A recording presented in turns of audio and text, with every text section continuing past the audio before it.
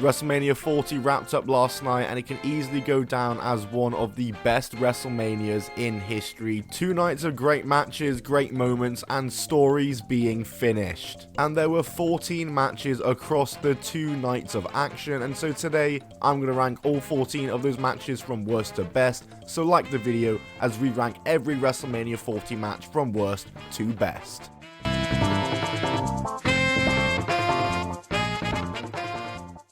We're of course starting off with Jimmy Uso versus Jey Uso, the battle of the Uso brothers, as the worst match across the weekend. This match just didn't hit whatsoever, and that's for a variety of reasons, but the main one to me is that this match just didn't feel personal enough to match the feud and storyline that came along with it. This match needed a stipulation, it's as simple as that. It felt clunky and like it lacked psychology, so a stipulation could have helped that, and it would have matched the intensity of the feud. But yeah man, a totally woeful match and easily the worst of the weekend.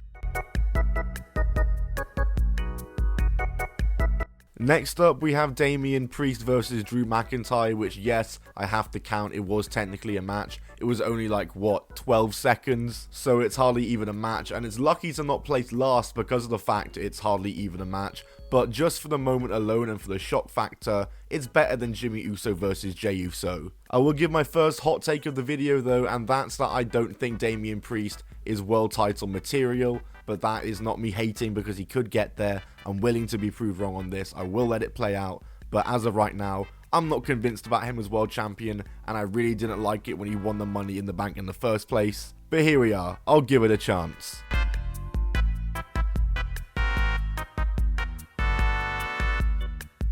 Then we had the tag match with Rey and Andrade against Santos Escobar and Dominic Mysterio. This match didn't really feel like a WrestleMania match when it was announced, more like a SmackDown match. And this match wasn't bad, it just wasn't super memorable. There was some interference from some football players, Jason Kels and Lane Johnson, which means absolutely nothing to me because I'm British. But this match, you know, it happened.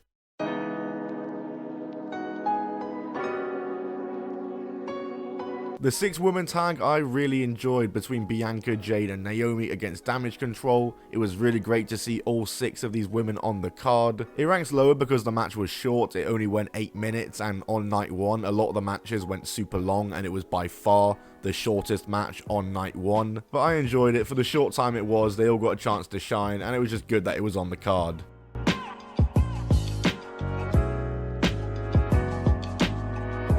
We move on from one 6-person tag to another, the Pride versus Karrion Kross and the Authors of Pain. They had a street fight, but to me it wasn't a street fight because they weren't wearing normal clothes or street clothes or whatever you want to call it. And again, this match wasn't super memorable, but they did everything they could given the stipulation. They unfortunately had a bit of a table botch, which was ironic given Bubba Ray Dudley being the special guest referee, which I didn't even know they were doing. Was that like announced? But it was fine. They did the Team 3D spots. The crowd loved it. It was for Philadelphia. It was what it was.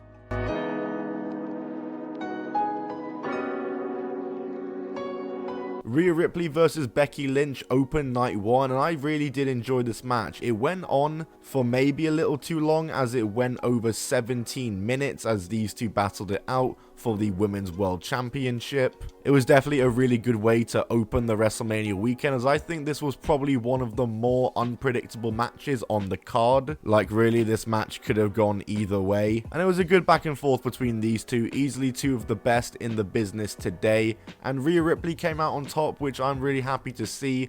I want to see her hold this title reign a little longer and get a bit more focus, because early on in her reign she wasn't really getting that. So let's make up for some lost time, give her a couple more months and let her have some more focus on the reign. I'm sure she's probably not done with Becky. Liv Morgan is also there. That is a great story waiting to be told. But yeah, good solid match between Rhea Ripley and Becky Lynch here at WrestleMania.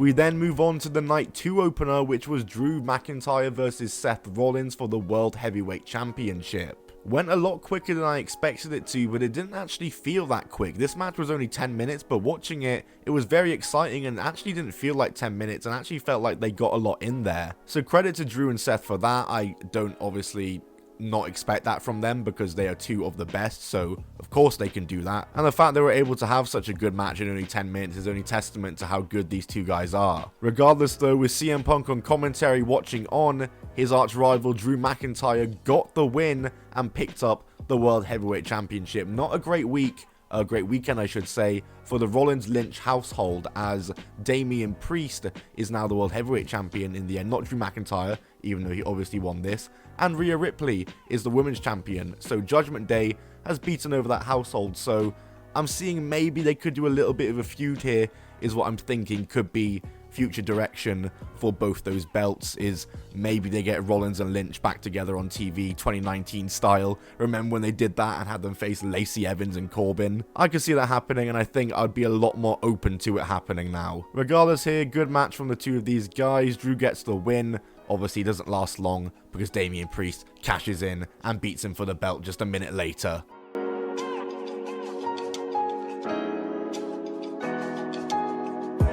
LA Knight and AJ Styles had a really surprisingly solid match. One of AJ Styles' best matches in a while, maybe his best match since the Boneyard match all the way back in 2020. And for me, this is probably the best LA Knight match in his entire WWE career. It's kind of crazy how of all of AJ Styles' Mania matches, his two best matches have been Shane McMahon and LA Knight.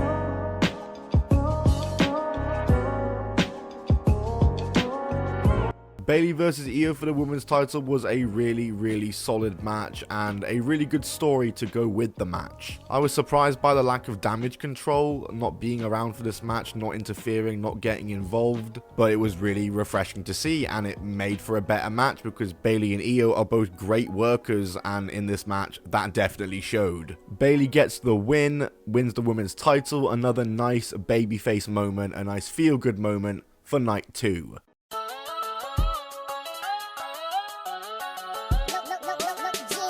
The three-way match for the US title between Logan Paul, Randy Orton and Kevin Owens started off a bit sloppy and a bit slow, what I thought, but by the end of it they made for a really good and exciting match here. Logan Paul has really came into his own in the WWE, fair play to him being able to match up to Kevin Owens and Randy Orton. Kevin Owens, I thought in particular, was the MVP and best worker of this match. And IShowSpeed being in the Prime bottle was a genuine surprise. Maybe not a great surprise because I'm not really down like that with IShowSpeed, but a true WrestleMania moment because you never know what to expect at WrestleMania. We really live in a world where Speed took an RKO from Randy Orton at WrestleMania.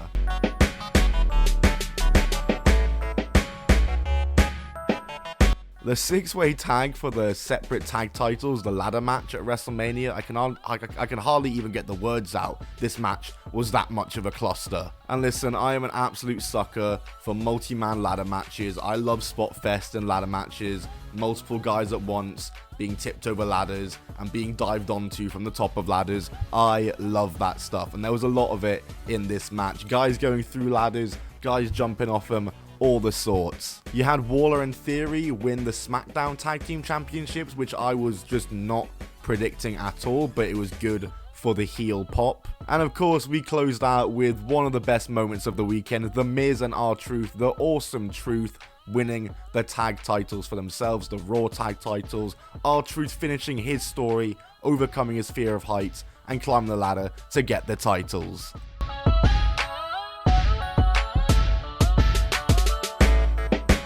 That's right, the Roman Reigns versus Cody Rhodes Universal title match is in third place. It was a very good match, and it was by far the best moment of the night, but not the best match of the night, or even the best match of the weekend is what I should be saying. Still, an awesome match. It was actually shorter than I thought it was. It was over 30 minutes, but I was thinking this was going to go like an hour, but like 8 minutes in, they were fighting in the crowd. They went really fast paced, and I was here for it. It was different. I liked it. You, of course, had the waves of interference from the Usos to Solo Sikoa to John Cena to The Rock to then The Undertaker, which The Undertaker made no sense being there. I'm sorry, but it got a good pop. The crowd loved it, so whatever, I guess. And Cody Rhodes, of course, hits 3 crossroads in a row to pin Roman Reigns, finish his story, and end the Bloodline's long reign with the Universal title. Crazy scenes.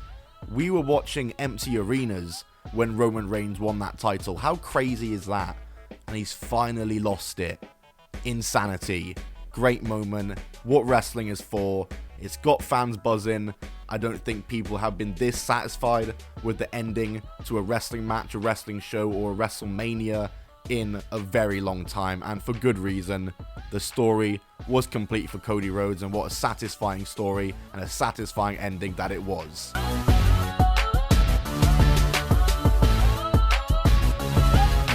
Regardless of how good the Reigns vs Cody match was, the precursor on night 1, the main event precursor match with Rock and Roman against Cody and Seth, for me, was the better match. Night 1, the crowd were really weird. They were on and off all night, but for this tag match, they were really up for it, and that was even after the amazing match that happened before it, which we're still gonna get onto. But yeah, fair play to The Rock, who really exceeded my expectations. I was out here thinking, he's not built for it, he's gonna hit a hip toss and be gassed after just that, but he really held his own in the ring. There was some really good stuff in there, and this match really was all about The Rock and Cody Rhodes, and they really made it about them and bossed it. They fought on the outside. I believe there was a rock bottom to the announce table, followed by a spear through the barricade.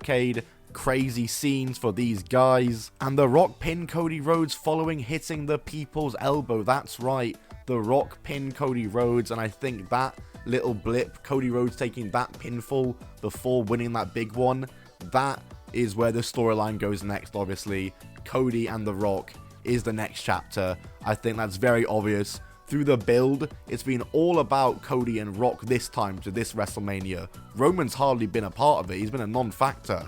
Cody Rock is where they are going with this, and it will feed families.